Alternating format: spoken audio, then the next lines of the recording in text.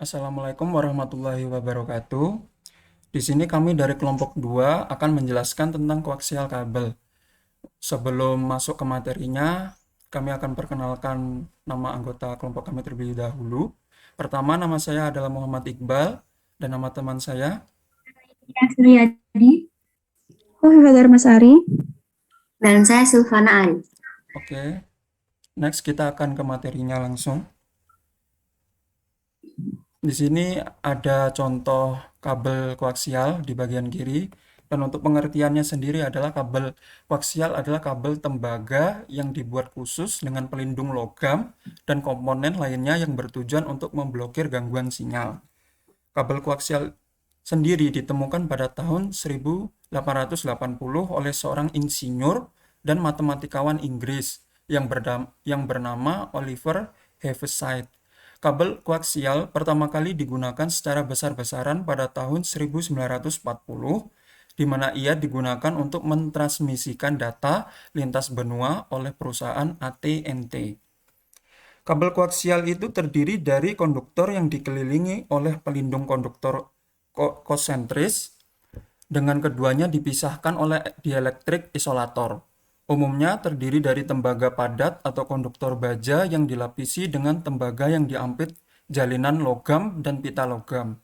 Banyak kabel koaksial juga yang memiliki selubung atau selubung luar pelindung. Istilah koaksial mengacu pada konduktor dalam dan perisai luar yang berbagai sumbu geometris. Kabel koaksial itu biasa digunakan karena ideal dan memungkinkan dipasang di samping benda logam lain tanpa kehilangan daya elektromagnetiknya. Kabel koaksial juga memberikan perlindungan sinyal dari gangguan elektromagnetik eksternal.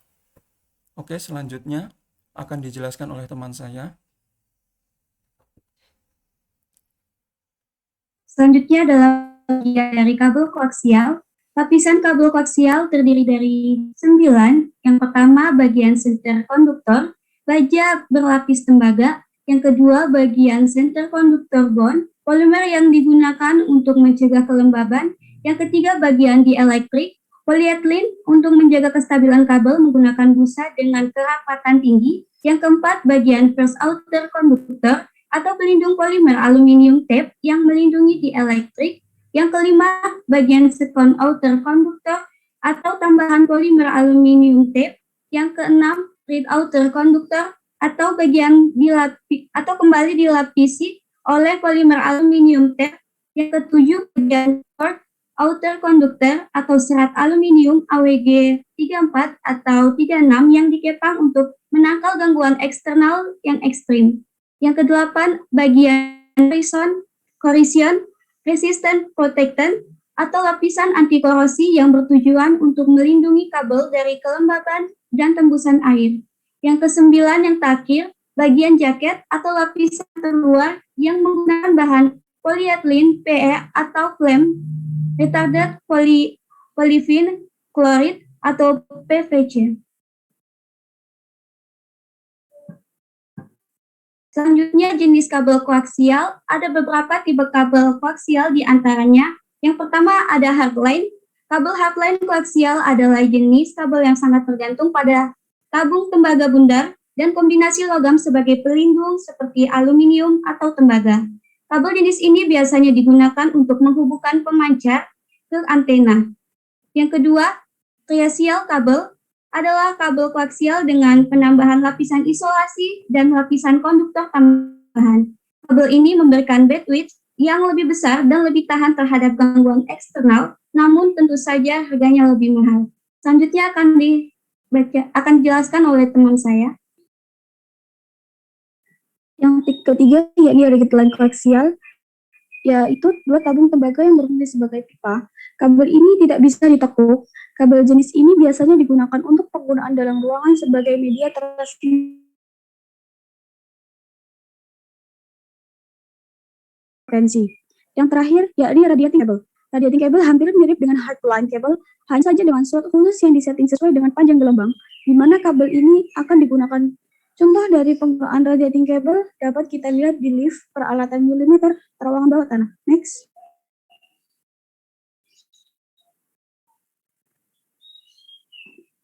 Jenis konektor kabel koaksial. Selain susunan kabelnya, konektor pada kabel ini juga memiliki banyak jenis di antaranya, yakni yang pertama, BNC, Bayonet Nail Coulomb, digunakan untuk televisi, transmisi sinyal audio dan video dengan frekuensi 4 GHz. Yang kedua, yakni TNC, Thread Nail Coulomb, digunakan untuk transmisi audio pada telepon, dapat beroperasi pada 12 GHz. Yang ketiga, SMA, yakni Sub Miniature Version A, digunakan untuk ponsel, sistem antena Wi-Fi, sistem gelombang mikro, dan radio. Konektor ini hingga 18 GHz.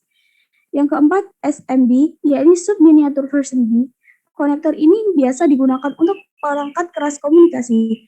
Yang kelima, yakni RCA, yakni Radio Corporation of America. Konektor standar untuk audio dan video, sering digunakan untuk televisi atau perangkat lainnya. Ciri khas konektor ini yakni bisa dibagi menjadi 3 jenis, kuning, putih, dan merah. Konektor ini juga biasa disebut dengan konektor A or V. Yang terakhir yakni konektor F, digunakan pada televisi digital dan kabel, biasanya menggunakan kabel RJ6 atau RJ59. Selanjutnya akan dijelaskan oleh teman saya.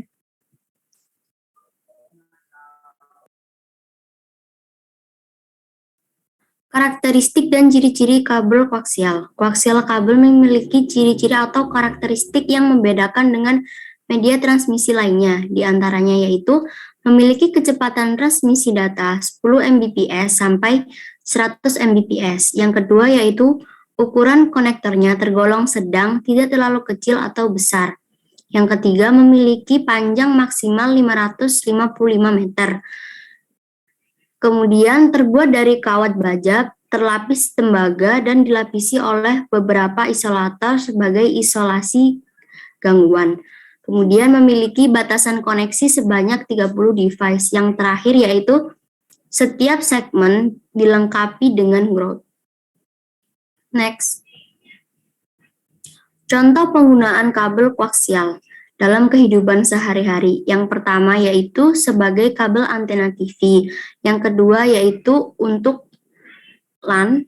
Yang ketiga yaitu kabel pemancar. Kemudian digunakan untuk kabel pada lift, terowongan bawah tanah, dan peralatan militer. Yang terakhir yaitu digunakan untuk koneksi antara hardware pada stasiun TV atau radio. Next.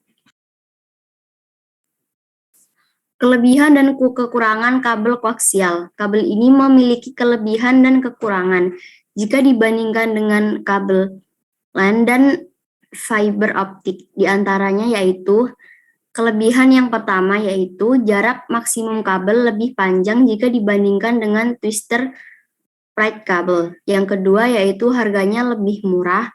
Yang ketiga yaitu kuat menahan gangguan eksternal. Kemudian bisa digunakan untuk transmisi data analog dan digital. Selanjutnya yaitu memiliki bandwidth yang tergolong besar. Yang terakhir yaitu kemungkinan error lebih kecil. Kita sekarang masuk ke kekurangan. Yang pertama yaitu tidak bagus digunakan untuk topologi bus. Kemudian memasangnya agak sulit. Yang ketiga yaitu biaya perawatannya mahal. Kemudian device yang terkoneksi hanya maksimal 30 unit. Yang terakhir yaitu kaku.